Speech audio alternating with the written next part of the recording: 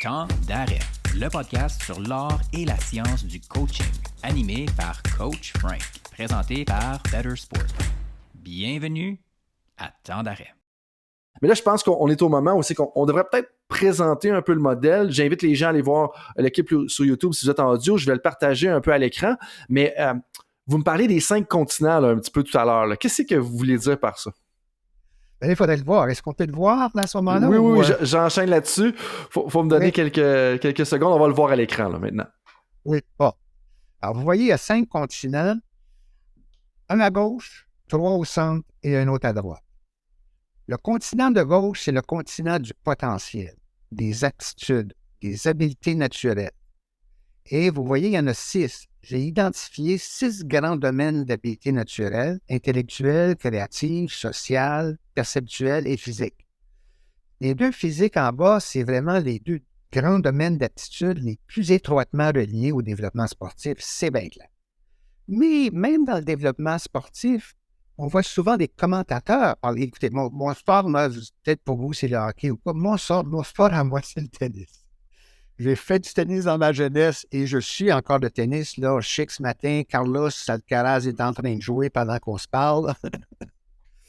Et en tennis, on voit souvent les commentateurs parler du sens stratégique, du sens du jeu d'un joueur de tennis. Et ça, pour moi, c'est la partie cognitive. C'est la partie planification du jeu, connaissance de l'adversaire et tout ça. Ça n'a rien à voir avec le physique, ça a à voir avec la planification de l'ensemble des séquences de coups qui vont se faire. Donc, mais essentiellement, pour le sport, c'est le physique. À droite, ce sont les talents, ce sont les compétences que les gens acquièrent. Et vous voyez en haut, les compétences principales au départ, c'est des compétences scolaires. On commence tous à l'école et on va faire notre primaire, secondaire et on continue. Certains d'entre nous, la moitié à peu près, vont faire du collégial et de l'universitaire. Après ça, ils vont choisir une carrière et là, j'ai 6 champs de compétences techniques. On va s'arrêter. On ne détaillera pas ça. Et en bas, les sports et l'athlétisme. Donc, quand je dis modèle différenciateur, c'est que d'un côté, la douance est là comme potentiel et vous voyez en bas au centre le processus développemental par lequel on va transformer ou on va utiliser ces aptitudes comme outils pour créer des compétences. Et ça, j'appelle ça le trio de base du modèle. Vous avez vos outils, vos habiletés naturelles, vous les utilisez pour acquérir des compétences. D'abord à l'école, ensuite dans une profession, dans un loisir, dans toutes sortes de choses. Et au centre, en brun, ocre et tout ça, vous avez les catalyseurs. Donc, les catalyseurs, ce sont des caractéristiques personnelles, les caractéristiques intrapersonnelles, et les autres caractéristiques sont des caractéristiques dans votre environnement qui vont contribuer positivement ou négativement à développer les compétences que vous voulez développer. Si on garde l'image que nous travaillons en développement de talent, à ce moment-là, on va dire on a les dons à gauche, les talents à droite, ils se transforment et grâce au support environnemental, je veux dire dans le domaine des sports, on pense beaucoup au rôle des entraîneurs, par exemple, ils sont en haut quelque part, ils sont dans la zone interpersonnelle. Mais je pense aussi qu'il y a une dimension sociale. J'ai travaillé pendant des années en Australie, notamment, et ça m'a permis de voir que l'Australie a fait un bond important quand ils ont créé leur Centre national des sports à Canberra. Et ça, c'était avant les Jeux olympiques de l'an 2000 qu'il y a eu là-bas, et ça a permis un développement sportif important. Donc, il y a les composantes de l'environnement qui ne sont pas des personnes, mais qui sont des structures. Et ces structures-là vont jouer un rôle. Pour nous, c'était la même chose avant les Olympiques de 1976. OK? Donc, il y a des éléments environnement qui sont des éléments très globaux. C'est sûr que si vous vivez en Afrique, vos chances de faire du sport d'hiver sont minimes. Je me souviens de la blague à un moment donné d'une équipe de... Je crois que c'était quelque part dans les Caraïbes qui avait fait du bobsleigh, quelque chose comme ça. Là. La Jamaïque. C'est ça.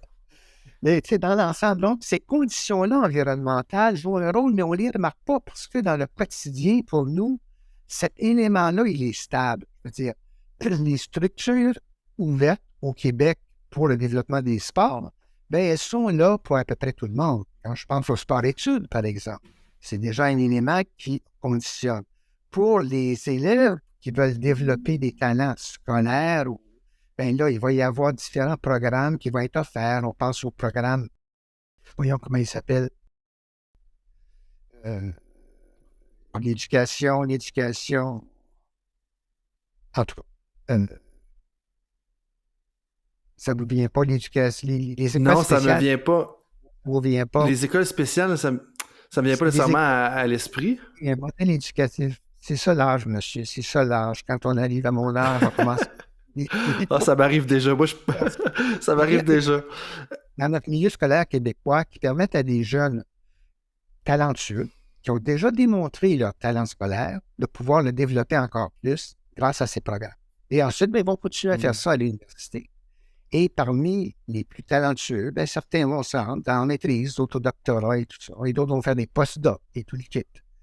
Et on suppose que plus on monte dans les échelons du développement scolaire, plus l'échantillon d'aptitude diminue. En d'autres termes, il y a un écrémage progressif qui se fait. De la même façon qu'en sport, la diversité des aptitudes des joueurs dans la Ligue nationale, elle n'est pas très grande comparée à la diversité des aptitudes dans les équipes atomes, microbes et toutes ces choses-là.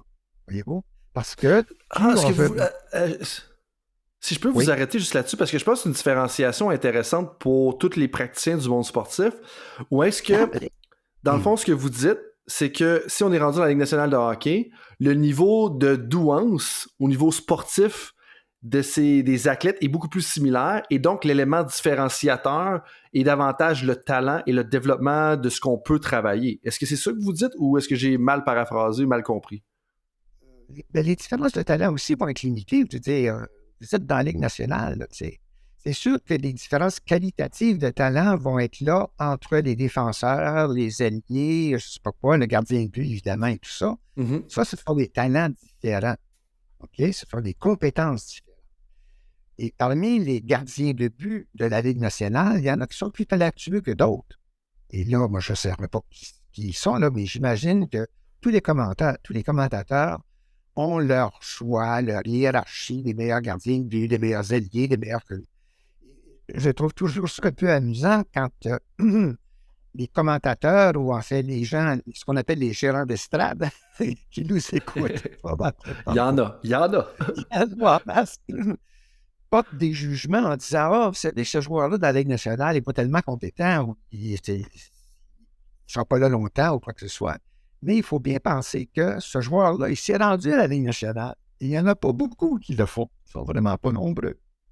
Donc, déjà là, une compétence assez exceptionnelle si on prend toute la chaîne développementale qui fait qu'au départ, tu avais, là, je sais pas quoi, 100 000 jeunes, 10 000 jeunes qui jouent au hockey au Québec et qui font partie de petites ligues. Et puis, tranquillement, tout le système s'installe avec les A, les 2A et tout ça, pour faire qu'on va tranquillement filtrer ceux dont le talent est le plus évident. Et c'est intéressant parce que dans le hockey et dans les sports en général, on ne se préoccupe pas beaucoup de la douance ou des aptitudes. On regarde, est-ce que les aptitudes sont transformées en talent?